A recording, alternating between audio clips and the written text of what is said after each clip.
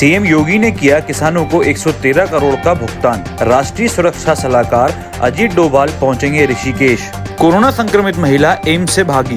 भाजपा ने मुफ्त कोविड टीके का किया वादा। अमेरिकी अधिकारियों ने ईरान को विवादास्पद ईमेल से जोड़ा। उत्तर प्रदेश के मुख्यमंत्री योगी आदित्यनाथ ने गुरुवार सुबह अपनी बस्ती में 19 बाढ़ प्रभावित क्षेत्रों के 3,48,511 किसानों की ऑनलाइन किस्त दी है। इस मौके पर योगी ने कहा कि जल्द ही सरकार बाढ़ की समस्या का स्थायी समाधान निकालेगी। इस संबंध में एक कार्य योजना तैयार की जा रही है। निजी कार्यक्रम के हिस्से के रूप में राष्ट्रीय सुरक्षा सलाहकार अजीत डोभाल आज शाम ऋषिकेश पहुंचेंगे। इस निजी दौरे का वर्णन किया जा रहा है। वे मनुकीरेती स्वर्गाश्रम में परमार्थ निकेतन पहुंचेंगे और गंगा आरती में भी भाग लेंगे।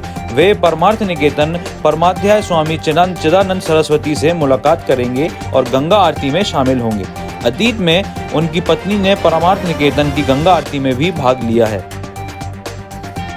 उत्तर प्रदेश में 2402 नए कोविड मामले दर्ज किए गए हैं। राज्य के स्वास्थ्य विभाग के अनुसार पिछले 24 घंटों में 2402 नए कोविड-19 मामले, 2581 नए निर्वहन, 35 मौतें हुई हैं। आपको बता दें, राज्य में सक्रिय मामले 29,131 हैं। राज्य में अब तक कुल 4,27,937 डिस्चार्ज और 6,790 मौतें हुई हैं। ग्रेटर कैलाश इलाके में रहने वाली एक महिला एम्स से भाग निकली और कोरोना से संक्रमित होने के बावजूद मध्य प्रदेश के मुरैना चली गईं। महिला के जाने के बाद पति ने पुलिस को गुमराह करने के लिए गुमशुदगी की शिकायत की है, लेकिन बयानों में विरोधाभास होने से मामला सामने आया।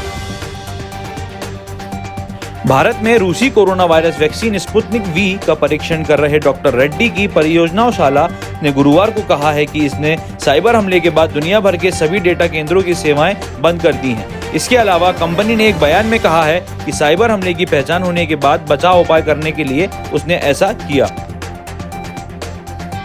प्रधानमंत्री नरेंद्र मोदी ने गुरुवार को पश्चिम बंगाल में दुर्गा पूजा पंडाल का उद्घाटन वीडियो कॉन्फ्रेंसिंग के जरिए किया।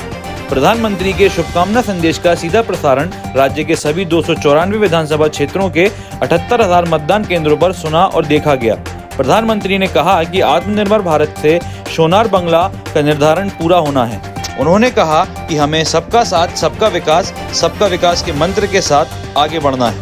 प्रधानमंत्री ने लोगों से कहा कि हम आपसे 2 गज की दूरी के भीतर मां दुर्गा की पूजा करने, मास्क पहनने सहित सभी नियमों का पालन करने का आग्रह करते हैं। महाराष्ट्र सरकार ने राज्य में मामलों की जांच के लिए केंद्रीय जांच ब्यूरो को दी गई सामान्य सहमति वापस ले ली है। फैसले का मतलब है कि केंद्रीय एजेंसी को महाराष्ट्र में पंजीकृत होने वाले हर मामले के लिए राज्य सरकार से सहमति लेनी होगी।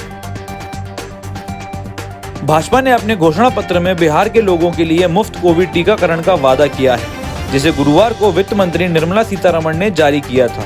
ये वादा बिहार चुनाव के लिए पार्टी के घोषणा पत्र में 11 संकल्प प्रतिबद्धताओं में से एक है।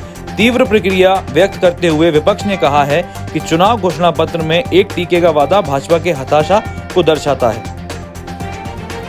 हालांकि एमएस धोनी ने राजस्थान रॉयल्स के खिलाफ हार के बाद स्वीकार किया कि सीजन पहले से ही उनके ऊपर हो सकता है। सीएसके अभी भी 14 अंक प्राप्त कर सकता है यदि वे अपने शेष 4 गेम जीतते हैं, जिससे उन्हें प्लेऑफ्स में जगह बनाने का मौका मिलता है।